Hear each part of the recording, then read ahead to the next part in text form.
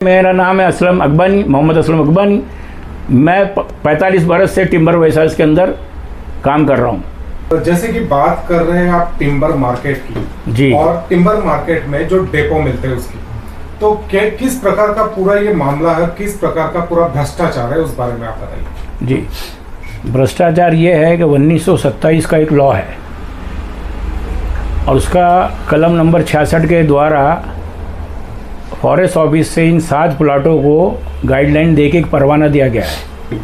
इसीलिए मैं आज गांधी जयंती के उपलक्ष्य में, जो हमारे फादर नेशन है और उन्होंने हमें इस देश की आज़ादी की इब्तिदा की, और भगत सिंह जैसे लोगों ने, चंद्रशेखर आज़ाद ने और अशफाक ने अपनी जान की बलि दी, शहीद हुए हमारे देश के लिए, आज़ादी के लिए।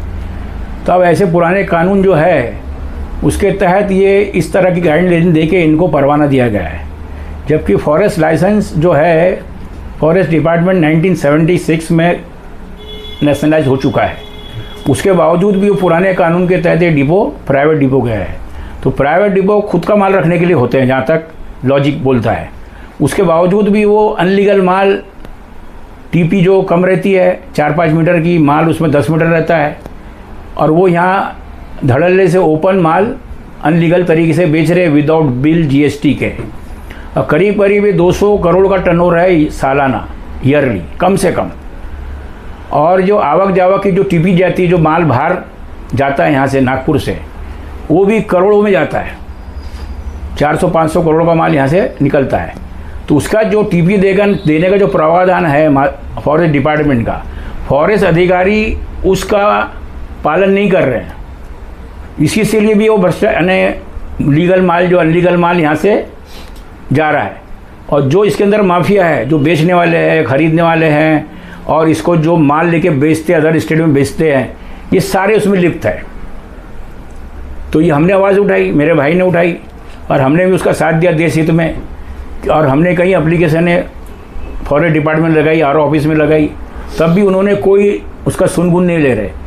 आरओ ने ऑर्डर भी किया गार्ड को कि भाई इसकी सब चेकिंग कीजिए आप, उसके बाद भी गार्ड चेक करने को तैयार नहीं है। तो हमको लगा कहीं ना कहीं पूरा डिपार्टमेंट के अधिकारी इसमें लिप्त है, इस कारोबार में हमको ऐसी आशंका है। तो एक जांच का विषय है।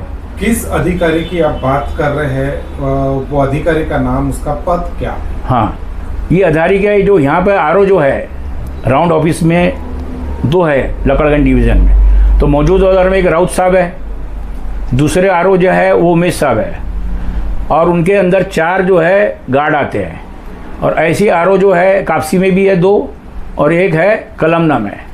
तो एक ही का पवार साहब का नाम मालूम है, बाकी 2 अभी नहीं आए ट्रांसफ़र होके। तो ये सारे 5 रेंज ऑफिस लकड़गंज में है, लकड़गंज कापसी में, और एक 10 नंबर पुलिया में है लश्करी बाग में, और एक घाट रोड में मार्केट है, वहाँ है। ऐसे 7 आरओ के तहत अंडरटेकिंग में आते हैं, जिसका ऑफिस समीर हिल में है।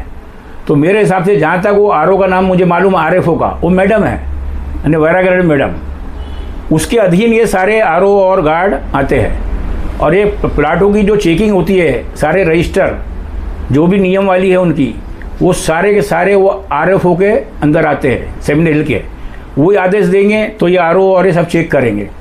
और इन्हीं को चेकिंग के लिए यहाँ बिठाया गया पूरे मार्केट के, कि मार्केट में कहीं बिना टीपी का माल, बिना मिल का माल कहीं है तो नहीं।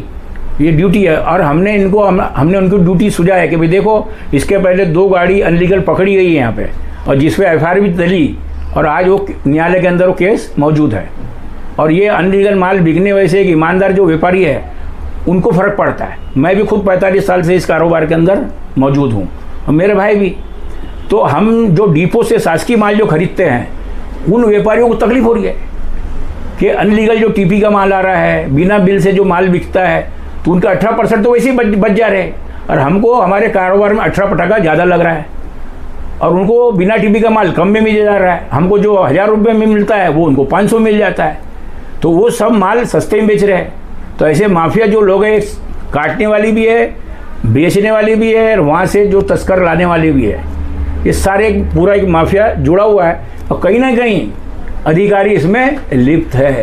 तभी तो हमारी सुनगुन नहीं कर रही कि फॉरेस्ट का कोई भी लॉ है वो क्राइम बनता है। जब हमने उनको दिए कि भैया बिना टीपी का माल मशीनों पे आरा गिरने पे काश्तकारी माल जा रहा है, बिना बिल से जा रहा है, ये बेच रहे हैं, तो विद इन 24 आवर्स में उनकी सुनगुन लेना चाहिए। ये क्राइम हो रहा है, उसके बाद भी महीना हो गया, कोई सुनगुन हमारी नहीं ली गई। जैसे कि आपने अभी कहा कि कुछ डेपो है जो इस भ्रष्टाचार में लिप्त है, 7 डिपो है यहाँ। किन डेपोस की आप इसमें बात कर रहे हैं उस बारे में? शासकीय डिपो नहीं, प्राइवेट डिपो की जो अधिकारियों ने वो 1957 के कानून के तहत एक गाइडलाइन बनाई गई, लॉ नहीं है, एक अधिकारियों ने उसमें से एक रास्ता निकाल के इनको परवाना दिया गया है, जबकि शासकीय डिपो मौजूद है, फॉरेस्ट डिपार्टमेंट का डिपो मौजूद है, हम तो डिपो से माल खरीदते शासकीय से। तो हमारी गवर्नमेंट से ये भी अपील है, फॉरेस्ट डिपार्टमेंट से, वन मंत्री से, कि ये जो चल रहा है तो इसको बंद करने के रास्ता है, कि जैसा आदिवासी काश्तकार का माल डिपो में लगता है, शासकीय डिपो में, और गवर्नमेंट सेल करके आदिवासी को उसका पैसा देती है, बाकी जो गवर्नमेंट का होता है गवर्नमेंट लेती है, और जीएसटी लेके जीएसटी को देती है, तो इसमें क्राइम होता नहीं, भ्रष्टाचार होता नहीं। तो जितना भी काश्तकारी माल चल रहा है, जिसका एक रोलिंग यहाँ 400-500 करोड़ का है, और पूरे महाराष्ट्र में 2-3 हज़ार करोड़ का है, तो ये सारा माल शासकीय डिपो में लगना चाहिए और वहीं सेल होना चाहिए, ताकि जीएसटी मिले, भ्रष्टाचार बचे, तस्करी बंद हो। क्या? तो ये सारा हमारी अपील है, जब तक ये बंद होता नहीं, और हमने आवाज़ उठाए तो ये हमारे खिलाफ धमकी दे रहे हैं। टिम्बर व्यापारी होने के नाते वन विभाग से आपकी किस तरह की मांग? मेरी मांग तो है कि इन पर कार्रवाई की जाए, जांच की जाए, और जो आते हैं लॉ के खिलाफ उन पर कार्रवाई करें, और आइंदा आने वाले कल में मेरी तो वन मंत्री से अपील है, डिपार्टमेंट से अपील है कि ये जो आदिवासी काश्तकारों का जब माल डिपो में बिकता है तो सारे काश्तकारों को माल डिपो में बिके। दूसरे स्टेट में यही कानून है, ये सिर्फ महाराष्ट्र में क्यों है? जब 1 टीपी 1 नेशन हो गया, ऑनलाइन टीपी हो गया, तो फिर क्यों अलग, इधर अलग कानून, इधर अलग कानून?